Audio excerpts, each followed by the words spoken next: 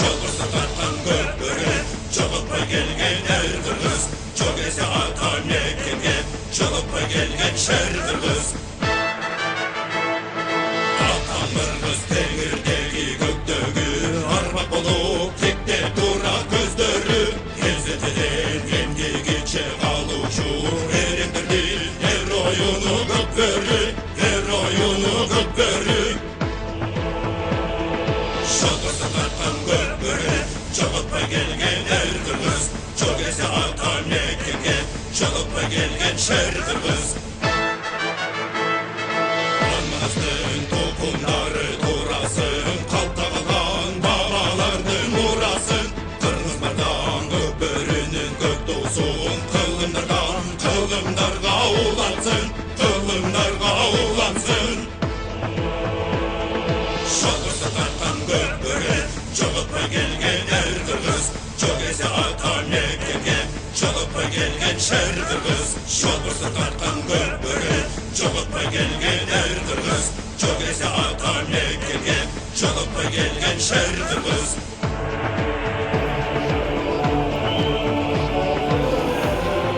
Урматтуу мекендештер, саламатсыздарбы? Аккула ат майданында улуу жеңиш 9 май жеңиш күнүнө карата 3-чү орун үчүн байгелүү орун үчүн болгон беттеш башталды. Улар Талас жаштары жана Талас командаларынын ортосунда. Азыр Таластын оюнчусу Бактияр Жабагиев беттеш биринчи тайм башталары менен улакты жерден эңип кетти, бирок бул серке менен азыр көтөрүп барган учурда ошол замат оюн талаасынан сыртка чыгып кетти. Дагы бир жолу эсиңиздерге салып өтөлү. Көк кийимчендер булар Талас командасы, албетте Талас облусунун оюнчулары, ал эми алардын атаандаштары да булар дагы Талас облусунан. Талас жаштары, алар кийиминде азыр Кең Талас деген жалпы менен жүрүшөт. Кызыл, кечирсиңер, жашыл кийим менен. Мына ушул Кең Талас жана Талас, же болбосо Талас жаштары менен Талас командалары булар ушул финалга чыгуу үчүн болгон беттеште Талас жаштары Сары Өзөн менен ойноп 12 эсебинде утулуп калышкан. Ал эми Талас Достукка 4-2 эсебинде утулгандыктан булар ушунда 3-чү орун үчүн күч сынашып олтурат. Бул эки команда, албетте эки команданын жетекчилери эки башка, бирок бардыгы бир облустун оюнчулары болгондуктан эми бул жерде ушундай суроо бар. Талас жаштары жаңы муун күчтүүлүк кылабы же негизги улуу муун күчтүүлүк кылабы деген суроо бар. Мына ушуга албетте сиздер менен чогуу күбө болобуз. Азыр ортого чыккан Талас жаштарынын оюнчусу бул Темирлан Сейитбеков жана бул жерден Чубак Нурманбет уулу чыкты. Бирок ал учурда Темирлан Сейитбеков улакты белленген чийинден жекеме-жекеде биринчи болуп эңип барып, бирок аны албетте такымга басып кеткенге жетише алган эмес. Кайрадан Темирлан бул ирет аракет кылып көрдү. Жок, бул Урмат Калыс Бактыбек уулу болчу. Азыр ошентсе дагы Талас жаштарынын оюнчулары беттеште. Алар дагы жакшы баштады. Албетте далгач Талас командасы. Анын ичинде мына Урмат Раушан уулу активдүү кылган менен андан кийинкисинде ошентип Талас жаштары эки ирет улакты жерден эңип кеткенге аракет кылышты. Албетте Аккула ат майданында жамгыр себелеп жаап турат. Бул бир жагынан жакшы, анткени аттар мына ушундай күн ысык болуп күйүкпөстөн ушундай өтө жакшы оюнду биздин көрүүчүлөргө сунуш кыла алат. Талас командасынын оюнчулары менен тааныштырып баштайбыз. Марлес Койгелдиев биринчи катар сан менен минген аты ТТ, Урмат Шерипбеков экинчи катар сан менен минген аты Арча Тору, Темирлан Сейитбеков Сүлүк Кара, Тынчтык Кабылбеков Торпеда, Бактияр Жабагиев Карасур, Жоки Орозбаев Рембо, Карипбек Ишиев Вулкан, Фархат Супатаев Жигит, Нуржан Мелисбек уулу Көгүчкөн, Урмат Раушан уулу Ахилес, Норус Раатбек уулу Каракуш жана Сейитбек Анарбек уулу Акпар. Мына ушундай курам менен Талас командасы көк кийимчендер алар бүгүн оюн талаасында. Таластын жетекчиси бул Дамир Койчукулов жана башкы машыктыруучусу Ислам Тазабеков. Талас жаштар курама командасына келе турган болсок, буларда Мурат Бешебаев биринчи катар сан менен, минген аты Гүлсары, Калыс Бактыбек уулу Шайтан, Тойчой Коргонбаев Форестер, Астаркул Табышев Астана, Орозбек Эркинбеков Көкпет, Данияр Искендеров Телтору, Намысбек Алмазбек уулу 20, Эрлан Төлөбеков Шамал, Дастан Сагынбек уулу Эр Жүрөк, Туратбек Эмилбек уулу Эркетору, Чуак Нурманбет уулу Бумер жана Илис уулу Кушчубай, бул минген аты красавчик. Талас жаштардын жетекчиси Калык Айтбаев жана башкы машыктыруучу Чакаев. Кезектеги жекеме-жеке чыгуу бүгүн албетте оюн талаасы бир аз суу, андыктан ушундай жекеме-жеке чыгуулар көбүрөөк орун аларынан эч кандай ойлонбой таң калбай эле койсок болот. Азыр ортодо мына ортолук бөлүктө жекеме-жеке орун алып жаткан учуру бул жерде азыр Талас командасынын оюнчусу Темирлан Сейитбеков. Бирок ага азыр Темирлан Сейитбеков эмес, тескерисинче Талас жаштарынын оюнчусу улакты жерден көтөрүп кетти. Жогорку ылдамдыкта бүгүн оюн жүргүзүү бир аз орго турат. Оюн талаасы суу экенин дагы бир жолу айтып өтөлү. Азыр сүрмө топ улакты жерден көтөрүп кетүүгө болгон аракеттерин ишке ашырууда. Мына бул 9 майда салтка айланып калган дайыма ушундай көкбөрү кыргыздын улуттук оюну өткөрүлүп келет. Ал жыл сайын ушундай Сүймөнкул Чокморовдун белгилүү кино актер, Советтер Союзунун эл артисти жана ошондой эле Үсөн Кудайбергенов бул албетте каскадер, мындай ат үстүндө өтө эркин жүргөн оюнчубуз. Көптөгөн ушундай дүйнөлүк деңгээлдеги кинолордо дал ушул Үсөн Кудайбергенов жана анын командасы каскадерлык милдеттерди аткарып жүрүшкөн. Андыктан ушул Үсөн Кудайбергенов менен Сүймөнкул Чокморовдун жаркын элесине арналган турнир. 3-чү орун үчүн байгелүү орун албетте. Ага эки команда азыр ойноп жаткан учуру. Азырынча эсеп албетте ачыла элек. Бул биринчи тайм, биринчи 20 мүнөттүк. Буга чейин ортого Талас командасынан Темирлан Сейитбеков чыгып жаткан. Азыр кайрадан Темирлан Сейитбеков, анын минген аты Сүлүк Кара менен. Жок, кечиресиздер. Ахиллесин чыктыр. Негизинен Урмат Раушан уулу Ахиллести буга чейинки беттештерде минип жүргөн болчу. Бирок Темирлан Сейитбеков да Ахиллес менен көбүнчөсү ортодо жүрөт. Андыктан бул ирет Ахиллес азыр атаандашын улакка жакындатпай өзү Урмат Темирлан Сейитбеков улакты жерден эңип азыр оң такымга басып жатат. Ага каршы бул жерде Дастан Сагынбек уулу Эр Жүрөк менен ушундай улактын ылдыйкы жагынан, аттын ылдыйкы жагынан улактын бир ширагынан кармады. Андыктан мындай абалдан албетте тартып кетүү оңойго турбайт. Дастан Сагынбек уулу бул 1994-жылы төрөлгөн. Ал эми Темирлан Сейитбеков 1991 жылы. 3 жаш айырмачылык бар. Ошентсе дагы Талас командасынын негизги курамында Темирлан Сейитбеков ойнойт. Азыр дал ушул Темирлан улак менен бара жаткан учуру Ахиллес менен түз эле тайгазанды көздөй баратканда мына сүрмө топ анын жолунан тосуп чыкты. Карама каршы жакка баратат. Анткени өздөрүнүн мына сала турган тайгазаны дал ушул жакта. Ахиллес албетте ылдамдыгын өтө күчөткөн жок. Абайлаш керек, албетте абайлаш керек.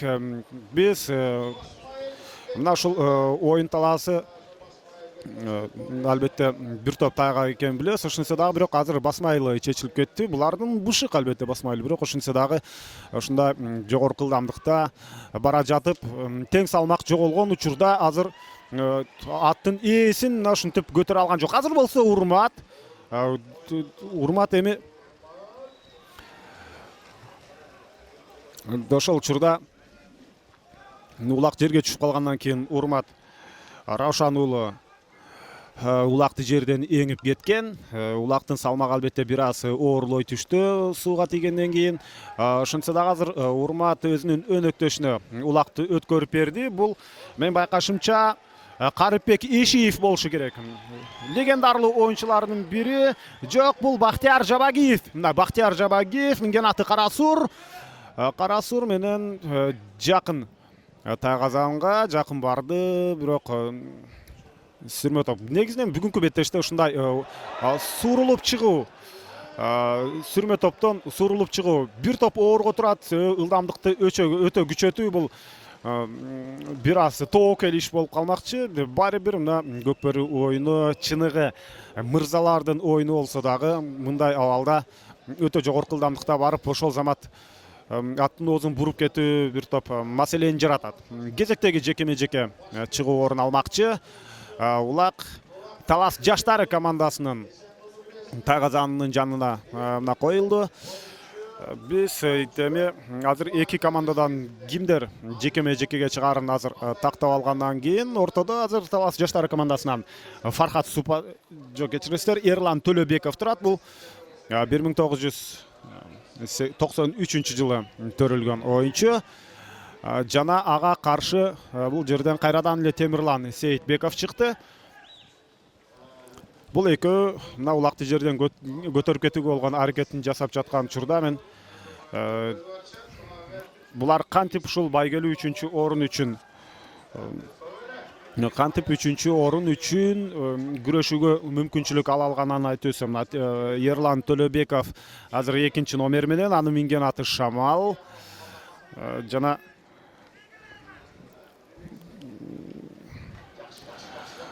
Талас жаштары командасы чейрек финалда Ички иштер министрлигинин Сокулук командасына каршы ойногон болчу. Азыр мына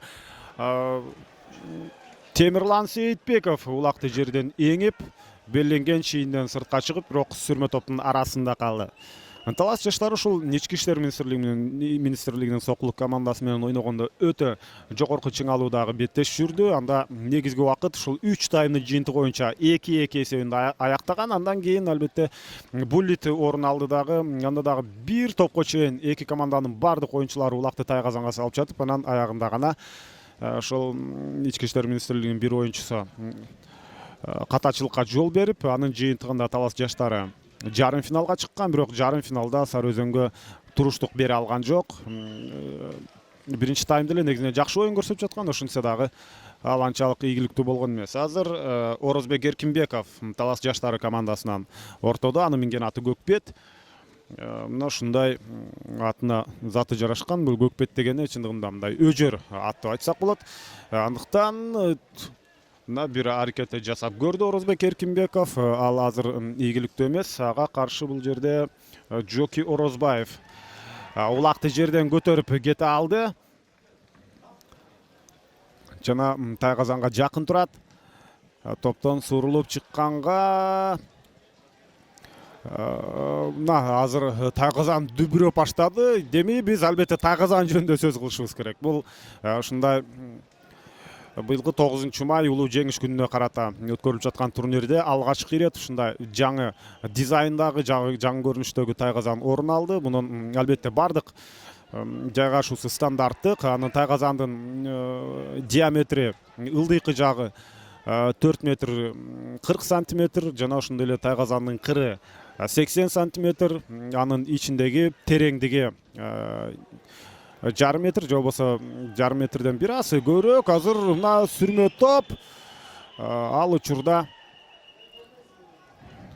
Жоки Орозбаевдин минген аты Рембо жерге кулап түштү дагы. Азыр эң башкысы эч кандай кооптуу мындай ден соолукка зыян келе турган абал болгон жок. Жоки Орозбаев ордунан туруп кеткенге мүмкүнчүлүк ала алды. Өтө жакшы оюн. Эки команда бири-бирине кадимкидей бири-бирине каршылык көрсөтүүдө. Азыр болсо кезектеги жекеме жеке. Бул ирет кайрадан Темирлан Сейитбеков ортодо, албетте Ахиллес менен. Ага каршы Туратбек Эмилбек уулу эрке тору менен ортого чыкты. Жекеме жекеде Талас командасы ийгиликтүүрөөк. Буга чейин бир нече ирет ийгиликтүү болгон. Бул ирет дагы дал ошондой. Темирлан Сейитбеков сүрмө топтон Сурулуп чыгуу негизинен бүгүн оңойго турбайт. Ошондуктан Талас командасына азыр тактикалык өтө жакшы бир мындай жүрүштөр керек болот. Талас жаштарынын оюнчуларын алар албетте жаш, андыктан алардын каны кызуу, күчкө толуп турган учуру. Бирок Таластын оюнчулары албетте биз жана аттарын айтып өткөн аты жөнүн айтып өткөн учурда алардын баарын кандай күчтүү курам бар экенин бардык эле мына көкпөр сүйүүчүлөр түшүндү. Дээрлик баары Кыргызстандын улуттук курама командасында ойноп жүргөн оюнчулар, өтө тажрыйбалуу. Андыктан Талас жаштарына караганда Таластын өзүнүн негизги командасы, алар кагаз жүзүндө бир топ күчтүү, алар фаворит. Ошондуктан алар биринчи таймда аны далилдей албаса дагы экинчи, үчүнчү таймдарда ошолордун тажрыйбалуу, мыкты экени албетте иш жүзүндө көрүнүшү керек. Биринчи тайм бүтөрүнө 1 минутадай убакыт калды. Кезектеги жекеме-жеке бул ирет дагы Таластын оюнчусу ийгиликтүү Темирлан мына Ахиллесте жок, бул жерде Урмат Раушан уулу азыр улакты жерден көтөрүп алды. Жана Калыс Бактыбек уулуна эч кандай мүмкүнчүлүк берген жок. Тактикалык жакшыртуулар керек. Жана бир нече оюнчуну жазгырып өттү. Мына эми ушул жерден улакты тайгазанга салса болот. Ага каршылык көрсөткөн азыр эч ким жок. Жана жетишпей калды. Анын артынан ошол эле Калыс Бактыбек уулу анын артынан ээрчип барды. Талас жаштарынын бир оюнчусу жерге кулап, кайрадан ал атына минип ордунан турганча биринчи таймдагы биз алгачкы улактын тайгазандан орун алганын көрүп калабыз. Кош такым менен жана эң акыркы секундада улак тайгазанга түшпөй алды. Бирок Талас командасы ошентип акыркы минуттарда өзүнүн канчалык деңгээли жогору экенин далилдеди. Улакты тайгазанга салбаса дагы ошол кооптуу абалды жаратканы ошонун өзү мындай өтө белгилеп өтө турган учур. Биринчи тайм соңуна чыкты. Биз албетте тыныгуудан кийин экинчи 20 мүнөттүктө сиздер менен жолугабыз.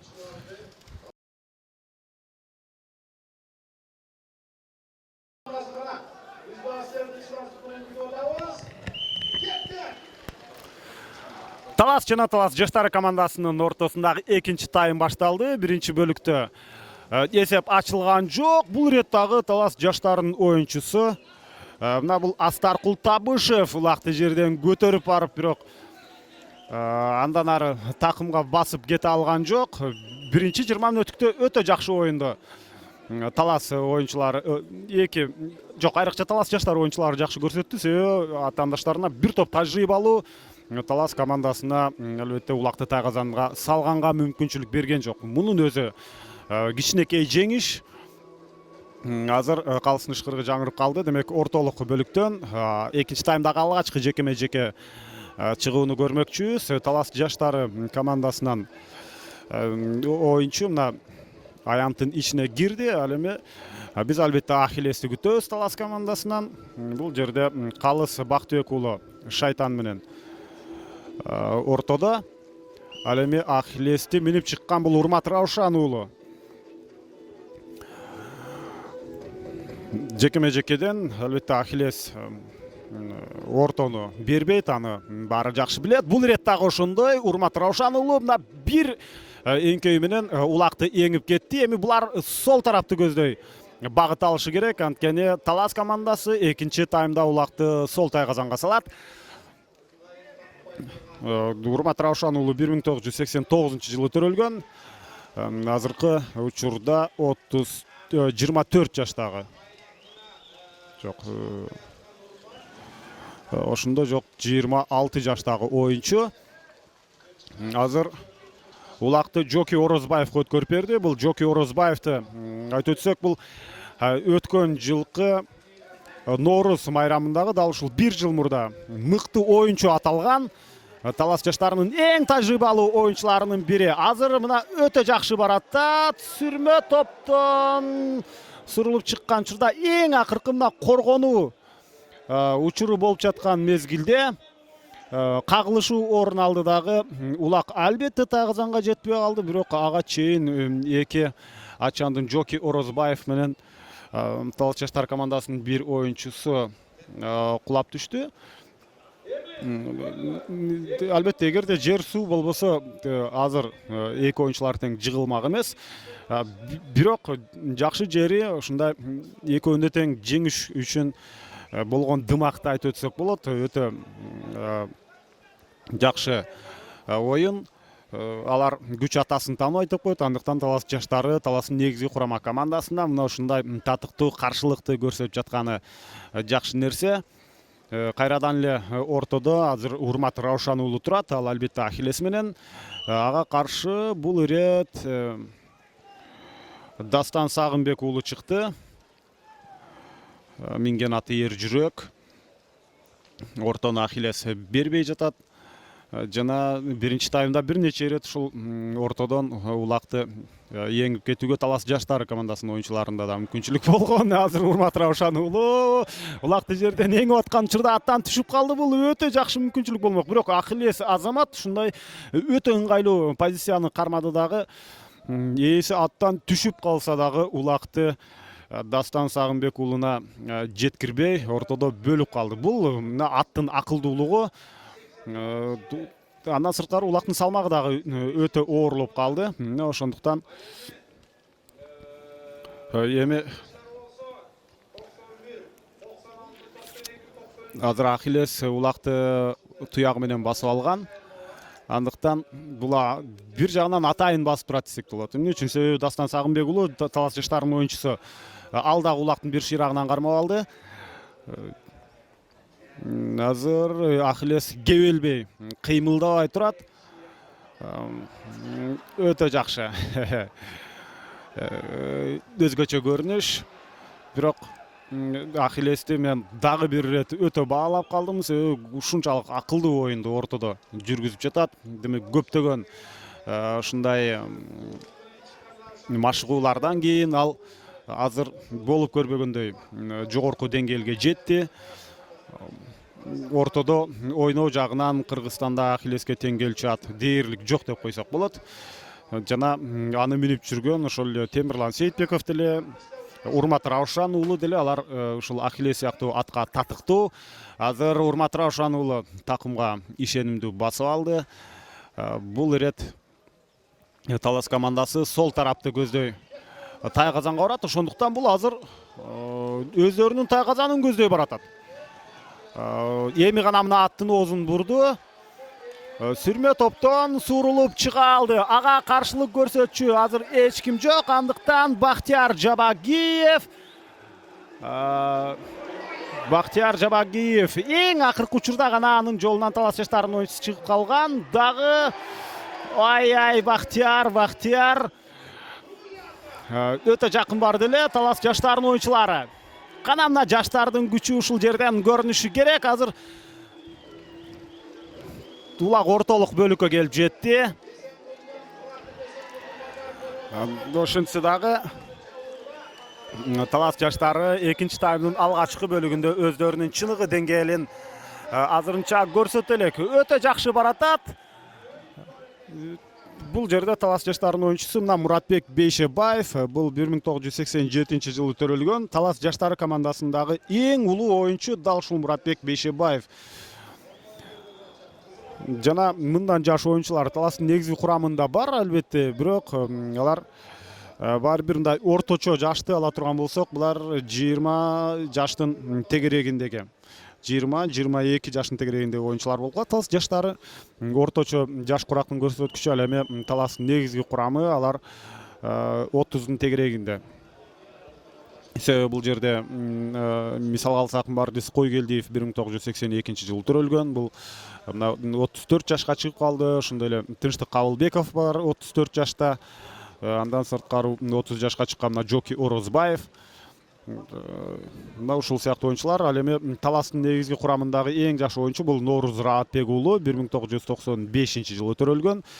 Андыктан Талас жаштарынын оюнчулары кийинки турнирлерде Таластын негизги курамына өтүп калышы дагы мүмкүн. Жакшы ойногон оюнчулар ал жакта өздөрүн жакшы жагынан көрсөтүп жаткан бир топ оюнчулар бар. Ошол эле Калыс Бактыбек уулун айтсак болот, Муратбек Бейшебаевди азыр Эрке тору менен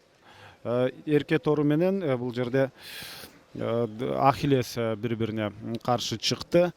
Туратбек Эмилбек уулу Талас жаштары командасынан, Урмат Раушан уулу болсо Таластын оюнчусу. Мына эки команданын тең 10-чу катар сандагы оюнчулары.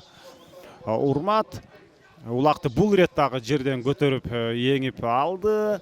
Такымга ишенимдүү басты. Андан сырткары атаандашын мына сол жакта калтырды, сол тарабында. Андыктан азыр ыңгайлуу позицияны издеп жаткан учуру. Ахиллеске кандай каршылыкты азыр Талас жаштарынын оюнчусуна эркетору көрсөттү. Эми улакты эч ким көрбөстөн Урмат Раушан уулу өз эле тайгазанга салып койсо болмок, бирок позициялык жакшы ыңгайлуу учур келбей калды дагы. Ошол замат Тынчтык Кабылбеков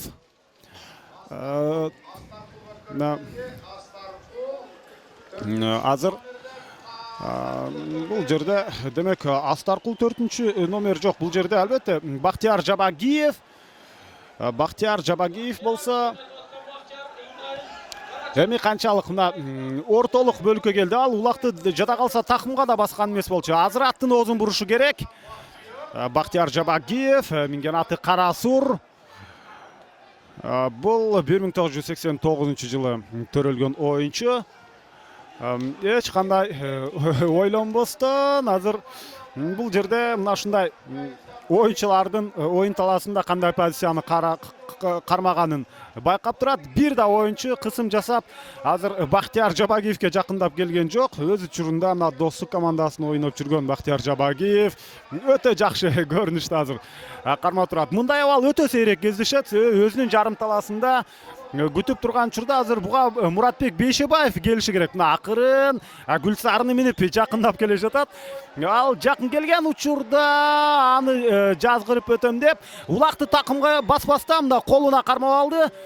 Бул ушундай алыстан болсо да бир баскетболдун стилинде улакты алгач өйдө көтөрүп андан кийин ылдый салганга жакшы мүмкүнчүлүгү бар. Бул ирет ийгиликтүү болгон жок. Бактияр дагы бир өзүнүн жарым талаасы жака, жарым аянтына келип, бул ирет ага каршы дагы деле болсо Гүлсарыны минип жүргөн Муратбек Бейшебаев Гүлсарыны артта калтырды. Жана Карасур Гүлсардан сурулуп чыкты дагы эсепти. Ой. Тайгазандын кырына тийип түшүп калды. Анын жолунан Чубак Нурмамбет уулу чыккан. Мына ушул Чубак Нурмамбет уулунун үстүнөн ашырып улакты тайгазанга ыргытты эле, бирок ушул 80 сантиметрлик тайгазандын кыры дал ошол жерге улак туруп, бир аз тургандан кийин кайрадан албетте тайгазандын сыртына түшүп калды. Калсын ышкырыгы демек жекеме-жеке. Дагы бир ирет албетте тайгазан тууралуу айтып өтөлү. Өтө мындай чыныгы кыргыз жыттанган тайгазан деп айтсак болот. Сырткы жасалгасы да өтө сонун. Ошондой эле буга чейин биз ушундай дөңгөлөктөрдү сыртына чаптап тайгазандын ал улам ойнолгон сайын ушул бийиктиги бир аз жапызыраак болуп, ошондуктан анын ичиндеги тереңдиги дагы 50-55 сантиметрге жетпей, андан бир топ мындай бийик болуп, ошондо тайгазанын ичине түшкөн улак кайрадан секирип чыгып кеткен учурлар бир нече ирет орун алып жүрчү. Ар бир беттеште азыр болсо эми андай нерселер дээрлик орун алышы мүмкүн эмес. Анткени тайгазандын тереңдиги стандарттык абалга толук жооп берет.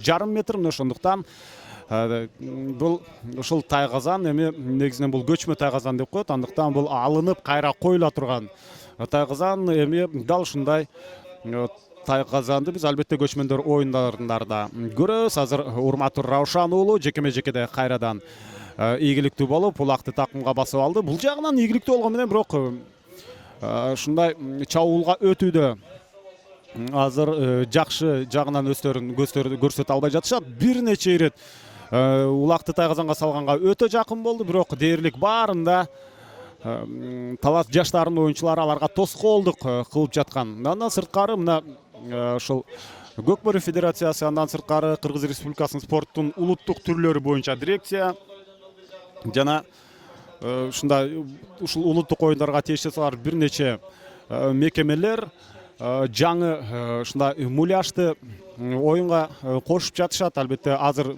кадимкидей эле серкени союп беттешти өткөрүп атканы менен негизинен ушундай жасалма улак бул кыргыз сыймыктанган көкбөрү оюнун эл аралык деңгээлге чыгаруу үчүн абадай керек. Биз өзүбүздүн мына Кыргызстанда өзүбүздүн казаныбыз деле кайнай бербестен эл аралык деңгээлге чыгышыбыз керек. Бул дагы баарыбыз үчүн кыргызды көкбөрү аркылуу дүйнөгө таанытканга өтө жакшы мүмкүнчүлүк түзүп берет. Келечекте дүйнөлүк бренд ушундай дүйнөгө белгилүү миллиарддаган көрөрмандары бар оюнга көкбөрү айланып калышы толук мүмкүн. Ошондуктан биз бир топ өзгөртүүлөрдү киргизип, ушундай муляж жасалма улакты оюнга кошсок, бул жакта эч кандай ушундай эл аралык даражада кайчы пикирлер болбойт. 20дан ашык өлкөдө албетте көкбөрү оюну жүрөт. Ошондой болсо дагы ар бир өлкөдө өздөрүнүн эрежелери бар. Алар бири-бирине толук дал келбейт. Ал эми Кыргызстандагы көкбөрү эрежелери бул ушундай дүйнөлүк деңгээлге чыкканга өтө жакшы ыңгайлашкан оюн. Бул жерде албетте алгачкысы ушул 1996 жылы ушул Болот Шамшиевдин демилгеси менен ошол учурда көкбөрүнүн жаңы деңгээлге чыгышы деп эсептелет. Ушул Болот Шамшиевдин эмгеги, анын аракети менен көкбөрү оюну ошол убакта башталган. Андан кийин бир топ оюнчулар, бир топ ушундай көкбөрүнү жакшыртып, анын эрежелерин тактап чыгышты. Ошентип Кыргызстанда азыр көкбөрүгө болгон суроо талапы өтө чоң. Улуттук оюндар, анын ичинде улуттук оюндардын эле албетте эң мындай негизги оюну бул көкбөрү болгондуктан бул ушунчалык Кыргызстандын ичинде чоң кызыгууну жаратып, дайыма Аккула ат майданында көрүүчүлөргө эл батпай турат. Ошондой эле КТРК спорт каналы аркылуу азыр толук кыргыз элине ар бир оюндарды көрсөтүп турабыз. Ошентип эми бир эле Кыргызстан эмес, башка эл аралык башка мамлекеттерде ошондой эле мындай ат оюндары анча көп өнүгө бербеген, бирок ошентсе дагы бир топ Европа, Америка, башка континенттерде дагы көкбөрүгө кызыгуу акырындап жаралып жатат. Биз ошолорго жакшы бул оюнду жеткирүү үчүн албетте ошондой жакшыртууларды, ошондой эле муляжды оюнга кошушубуз керек деген пикирдеги бир топ биздин мекендештер бар. Азыр жеке мына бул ирет дагы албетте урматтуу Раушан уулу Ахиллес менен улакты жерден көтөрүп алды. Эми биз улакты тайгазандан көрөбүзбү? Азырынча көрө элекпиз. Мына 3-чү орун үчүн болгон беттеште байгелүү орунга ким жетет деген суроо дагы деле ачык бойдон турат. Урмат Раушан уулу дагы деле улак менен азыр кош такымга алганга аракет кылып көрдү эле. Өзүнүн өнөктөшүнүн жанына ээрчитип келип, ал учурда урмат улакты өзүнүн өнөктөшүнө өткөрүп берди. Анын ким экени азыр сүрмө топтон так көрүнбөй жаткан учур.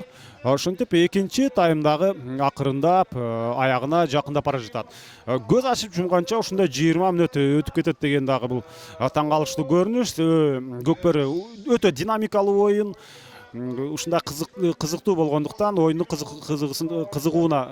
кызыгына кирген учурда кантип убакыт соңуна чыгып калгандагы билинбей калат.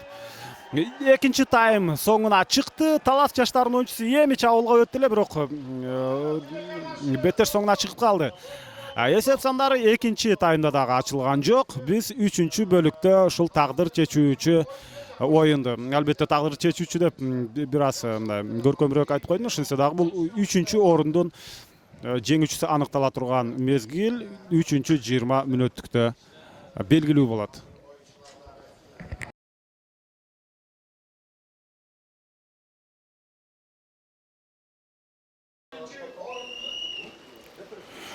Мына калыстын ышкырыгы жаңырып, ошентип биз Талас жаштар жана Талас командаларынын ортосундагы 3-чү орун үчүн болгон беттештин 3-20 мүнөттүгүн көрүүдөбүз. Бул 9 май улуу жеңиш күнүнө карата Сүймөй Кулчокморовдун жана Үсөн Кудайбергеновдун жаркын элесине арналган турнир. Мында азыр Талас жаштардын оюнчусу Калыс Бактыбек уулу улакты жерден эңип барат деле. Албетте дал андан ары көтөрүп кеткенге мүмкүнчүлүк ала алган жок. Эсиңиздерге салып өтөлү, эсеп сандары ачыла элек.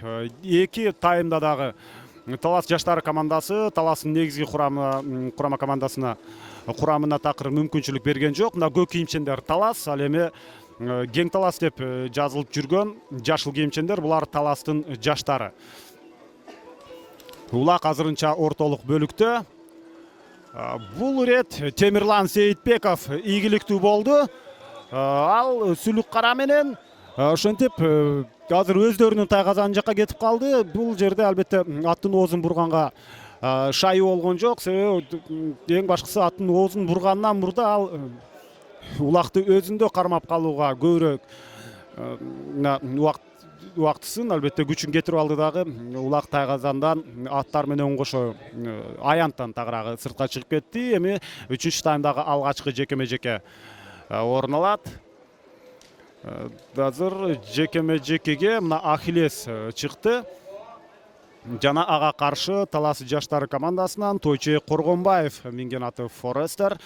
Азыр Урмат Раушан уулу ийгиликтүү. Өтө жакшы барат деле, бирок артынан эки атаандаш келатканын көрүп калгандыктан ошол замат позициялык жакшыртууларды күтүп турган учуру. Булар өзүнүн тайгазан жака бара жатат. Андыктан эми карама каршы тарапты албетте өзүнүн тайгазанына бир барып андан кийин. Бирок өтө жакшы. Мына Ахиллестин ылдамдыгы, ага каршылык көрсөтчү азырынча эч ким жок. 3-чү таймдагы алгачкы улактын тайгазандан орун алышы. Ой азамат, мына Урмат Раушан уулу ошентип Ахиллес менен барып бул беттештеги алгачкы эсепти мына ишке ашырды. Ошентип улак азырынча тайгазанды. Талас командасы өтө жакшы оюнду көрсөттү. Албетте жакшы эле каршылыкты көрсөттү Талас жаштары, бирок азыркы учурда Ахиллес өзүнүн ылдамдыгын күчөтүп алгандан кийин бир да оюнчага жете алган жок. Тайгазанга жаңы гана жеткен учурда Талас жаштарынын бир оюнчусу барган, бирок ал дагы өзүнүн күбүсүн токтото албай анын сол жак тарабынан өтүп кете берди. Ал эми Урмат Раушан уулу эч кандай тоскоолдуксуз ошентип улакты тайгазанга салып 1-0 эсебинде Талас командасы алдыга чыкты. Улак кайрадан ортолук бөлүктө сүрмө топ. Азыр демилгени эки команданын оюнчулары кимиси өз тарабына оодарып кетет. Ошентип тараза ташы эми Таластын негизги курамына өзгөрүп баштады.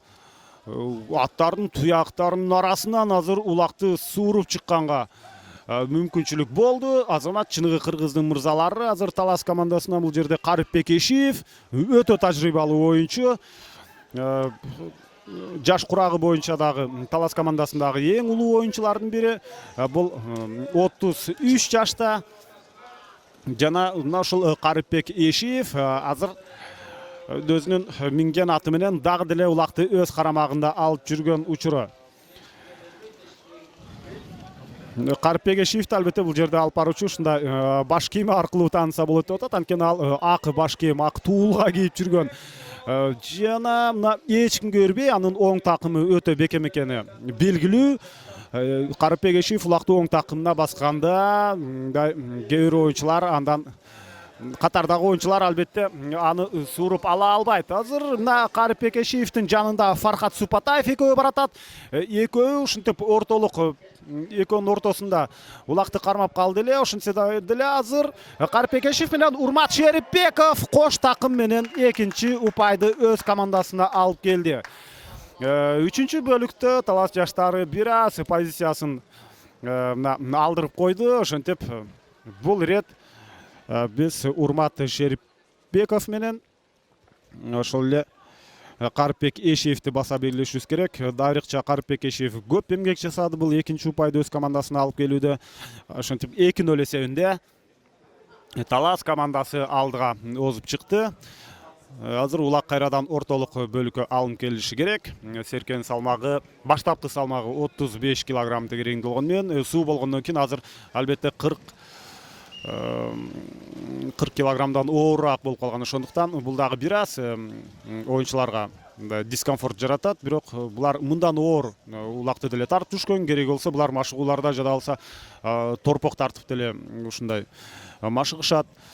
Андыктан бул маселе эмес, бирок атаандаштар жакшылап өтө мындай Атандаштар бири-бирине чоң каршылык көрсөткөндүктөн мындай абалдан чыгып кетүү кыйын. Азыр дээрлик мына эки оюнчу бир убакта улактын эки тарабынан кармап калды эле. Ошол учурда Тойчубек Коргонбаев менен Нуржан Мелисбек уулу улакты экөө эки жагынан кармаган бойдон аянттан сыртка чыгып кетишти. Жекеме-жеке кайрадан Ахиллес бул ирет дагы ортого чыкты. Урмат Раушан уулу менен ага каршы Орозбек Эркинбеков. Минген аты Көкпет. Бирок Ахиллес бул беттештин башынан баштап ортону эч кимге бербей келаткан болсо, дагы деле мына ушундай эч кимге бербей ортолук бөлүктө ал өзүнүн жыйынтыгын берди. Албетте 2-0 эсебинде Талас командасы алдыга озуп чыкты. Азыр Орозбек Эркинбеков аянттан сыртка чыгып кеткен учурда албетте Урмат Раушан уулу ийгиликтүү болмок, бирок тескерисинче ал улакты ала албай калгандан кийин ал өзүнүн абалын оңдогонго чейин Орозбек Эркинбеков улакты көтөрүп кеткен. Азыр болсо улак Талас командасынын тайгазанын жанында, дагы деле болсо Орозбек Эркинбеков улак менен жүрөт. Ал такымына басып алган. Тайгазанга салуу үчүн такымдан улакты чыгарышы керек. Бирок азыр жада калса улакты өзүндө кармап калуу дагы Орозбек Эркинбековго бир топ маселе жаратууда. Ошентсе деле мунун азыр оң такымы канчалык күчтүү экенин азыр билебиз. Ушул жерден улакты тартышуу орун алып, мына Жоки Орозбаев өткөн жылкы Нооруз майрамынын эң мыкты оюнчусу намынын ээси дагы чапкенедей Орозбекке жармашты. Орозбек кармаган улакка жана анын жыйынтыгында алар күй менен барып аянттан сыртка чыгып кетишти.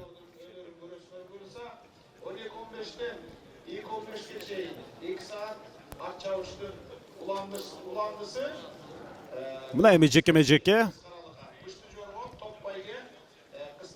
кайрадан Урмат Раушан уулу Ахиллес менен ортодо. Ага каршы бул жерде Муратбек Бешибаев Гүлсары менен чыкты. Мына Гүлсары дагы ортого чыкканга акыркы турнирлерде бир топ эле жарап калды. Айрыкча мына бүгүнкү беттеште ал азыр ортого чыгып жатат. Ал чейрек финалда, жарым финалдарда дагы ортого чыгып өзүн бир топ ирет ийгиликтүү көрсөтө алган. Ошентсе дагы Ахиллеске туруштук берүү азырынча Гүлсарынын колунан келе бербейт. Урмат Раушан уулу мына эч кандай шашпастан өзүнө ыңгайлуу позицияны ээледи. Ахиллес бир аз астын көздөй басып коюшу керек. Себеби мындай аралыктан улакка жетүү дээрлик мүмкүн эмес. Жана Урмат Раушан уулу улакты жерден көтөрдү. Такымга басты. Өтө ыңгайлуу, ишенимдүү басып алды. Эми азыр мына эки тарабын, оң сол тарабын карап, өзүнүн өнөктөштөрү атандаштарды кандай ыңгайлуу позицияга кармады. Мына ошону бир сыйра карап чыккандан кийин тайгазанын жанына барды, бирок улак такымда болуп калгандыктан мындай ийгиликтүү аракетти ишке ашыра алган жок. Өзүнүн жарым талаасы жака бир сыйра барып келет. Карыпбек Эшиевке азыр улакты өткөрүп бермекчи. Мына ат үстүнөн өтө ыңгайлуу улак өткөрүлүп берилди. Кечириңиздер, бул Бактияр Жабагиев. Бактияр Жабагиев бул дагы башынан ушундай ак баш кийим кийип алган. Ошондуктан биз азыр байкап көрөбүз. 3-чү улак Тайгазанда. Ой азамат, өзү аттан түшсө түштү, бирок албетте улакты көзөгөн максатына жеткирди. Ушундай ал бара жаткан учурда эле улакты өзүнө ээрдин кашына коюп, оң колун менен бекем кармап алган. Ошондуктан Тайгазанга жакын барган учурда эле ал Тайгазандан орун алары белгилүү болчу. Ошентип Бактияр Жабагиев бул ирет өз командасына 3-чү упайды алып келди. Беттештин тагдыры эми чечилип калды деп айтсак болот. Себеби бул 3-чү тайм жана ошондой эле 3-чү байгелүү орунга Талас командасы өтө жакын калды. Аларды бир нече минута гана 3-чү орундан бөлүп турат. Мына ушул калган учурда сапаттуу оюнду көрсөтүп коюшу керек. Бирок биринчи, экинчи 20 мүнөттүктөрдө таластын жаштар командасы өтө жакшы оюн көрсөткөн. Бирок албетте упай жагынан алдына чыга албаса дагы, азыр болсо мына Нуржан Мелисбек уулу минген аты көгүчкөн. Мындай абалдан улакты Тайгазанга салса болот. Ой Азамат, мына сага өтө кооз улактын Тайгазандан орун алышы. Тайгазандын мына оң жак тарабынан өтүп баратканда Тайгазанга улакты ыргытты, ал сырткы кырына тийип, ошол эпкин менен барып ичине өтүп бара жатканда карама каршы тараптагы кырына чыгып баратып кайрадан Тайгазанга түшүп калды. Ушундай көрүнүш, бул ушундай өтө кооз улакты Тайгазанга салган бул Нуржан Мелисбек уулу 1994-жылы төрөлгөн, болгону 22 жашта. Андыктан Нуржан Мелисбек уулу келечекте Кыргызстандын мыкты чабандестеринен болот деп айтсак эч кандай аша чапкандык эмес. Азыр болсо кезектеги чабуул Темирлан Сейитбеков. Бул дагы ушундай Нуржандын стилинде улакты Тайгазанга салайын деди эле, бирок атаандашага бир аз каршылык көрсөтүп калды дагы. Ал оюндан кайтып, бирок улакты өз карамагында алып калды. Өздөрүнүн жарым аянтына бир сыйра өтүп келет. Бул тактикалык жүрүштөр. Себеби жогорку ылдамдык менен бара жаткан учурда анын артынан кууп бараткан талас жаштардын оюнчулары дагы бир аз ушундай абайлап барып, ушинтип жалгыз Тайгазанга барганга мүмкүнчүлүк алат. Азыр өзүнүн Тайгазанын четинде хоккейдин стилинде бир аз турдудагандан ары жөнөдү. Темирлан азыр өтө кооптуу абал. Мына ошол аянттын сыртындагы кырындагы темирге аз жерден кагылып кала жаздады. Албетте бурч, бирок анткени жер баткак болгондуктан мындай жерде тайып күй менен барып тийип калуу ушундай кооптуулугу бар. Азыр болсо бирок аттар дагы өтө шамдагай болгондуктан өз кезегинде бурулуп кеткенге мүмкүнчүлүк ала алды. Урмат Раушан уулу кайрадан ортодо Ахиллес менен, ага каршы Орозбек Эркинбеков. Ал азыр өзүнүн мына минген аты менен ушул жерде оюнду жүргүзүүдө. Ахиллес бир нече ирет биринчи таймдан бери ортого чыгып, чарчап чалыкпастан дагы деле өзүнүн позициясын талас жаштарынын бир да оюнчусуна бербей келет. Бул ирет Урмат Раушан уулу мына улакты кармады. Ахиллес туягы менен улакты басып алган жок. Азыр өйдө көтөрбөй турганынын негизги бир себеби анын атаандашы Орозбек Эркинбеков анын бир бутунан кармап алды улактын, бирок такымга басканга жетише алды. Андыктан мындай абалдан Урмат Раушан уулу өзүнүн өнөктөшүнө улакты берип коюшу дээрлик мүмкүн эмес. Мына дал ошондой. Ал Орозбектен суурулуп чыкты. Позициялык жакшыртуулар жагынан азыр ушул жерде Тынчтык Кабылбеков өзүнүн өнөктөшүн оң тарапта кармап калган. Ал эми Урмат болсо тескерисинче сол тарапка бурулуп алды дагы. Ал ошол жерден атаандаш жолунан тосуп чыкты. Сүрмө топ. Азыр мына демилгени колго алуу болгон аракеттерин көрүп жатат. Ал учурда өзүнүн өнөктөшүнө Урмат Раушан уулу өткөрүп берди. Марлес Койгелдиев минген аты ТТ. Ал андан ары Жабагиевке бул жерден өткөрүп берди. Азыр Марлес Койгелдиев кара куш менен жүргөн болчу, ТТ менен эмес. Бирок азыр улак анда эмес, улак Бактиярда. Бактияр өтө жакшы баратат, тоскоолдук кылган эч ким жок жана улак 4-чү ирет Тайгазандан орун алды. Кечирсиздер, 5-чи иретте Тайгазандан орун алды. Ошентип бул жерде өтө жакшы ишенимдүү алдыга озуп чыгуу. Талас бул жерден өз деңгээлин ушинтип көрсөттү. Булар албетте 3-чү байгелүү орунга татыктуу. 20 мүнөттүк 3-20 мүнөттүк дээрлик соңуна жакындап калды. Ал учурда биз дагы бир ирет улакты Тайгазандан көрүп калышыбыз мүмкүн. Деми талас жаштары командасы деле жок дегенде бир жолу улакты Тайгазанга салып койгонун көрсөк, эч кандай аша чапкандык болгон эмес. Калсын ышкырыгы жаңырды. Жана Dayar bolgular. Sebebi көкбөрүнүн аяктайын. Азыр болсо Кыз каралыкка кулан улак азырынча ортолук бөлүктө. жорго. Даяр болгула. Аны жерден көтөрүп кетүү дээрлик мүмкүн эмес. Аттардын туягынын астында ошого карабастан азыр Карипбек Эшиев бир эңкейип аны эңип кеткенге аракет жасады. Талас жаштарынын оюнчусу Тойчу Коргонбаевдин дагы аракети. Негизинен биз бул беттешти жыйынтыктап айта берсек болот. Бүгүнкү беттеште Талас командасынын оюнчуларынан айрыкча биз Бактияр Жабагиевди белгилей өтсөк болот. Ошондой эле Урмат Раушан уулу жалаң ортодо беттеш жүргүздү. Ошондой эле калгандарын айтканча азыр кооптуу абал бул жерде жаралып калчудай. Андыктан Нуржан Мелисбек уулу кечиресиздер, мына ушул Нуржан Мелисбек уулу анын бир ирет улакты тайгазанга салганы өтө кооз чыкты.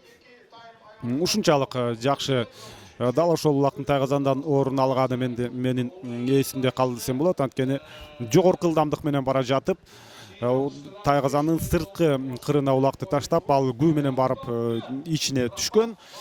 Беттеш соңуна чыкты. Талас командасын 3-чү байгелүү орунга ээ болушу менен куттуктайбыз. 3-чү бөлүктө өтө жакшы оюнду көрсөттү дагы. Ошентип бир таймда 5 ирет улакты тайгазанга салды. Ал эми Талас жаштары командасы алар дагы биринчи, экинчи таймда өтө сонун оюнду, жакшы каршылыкты көрсөтө алды. Демек алар Талас жаштарынын дагы келечеги алдыда. Мүмкүн кийинки турнирлерде бул команда дагы байгелүү орундарга илешип калат. Эгерде ушундай оюн жүргүзө турган болсо, албетте алар дайыма байгелүү оюндарда байгелүү орундарды ала турган командалардын бири болот. Эки командага тең ыраазычылык билдиребиз. Биз болсо сиздер менен финалда жолугабыз. Финалда Сары Өзөн жана Достук командалары беттешет.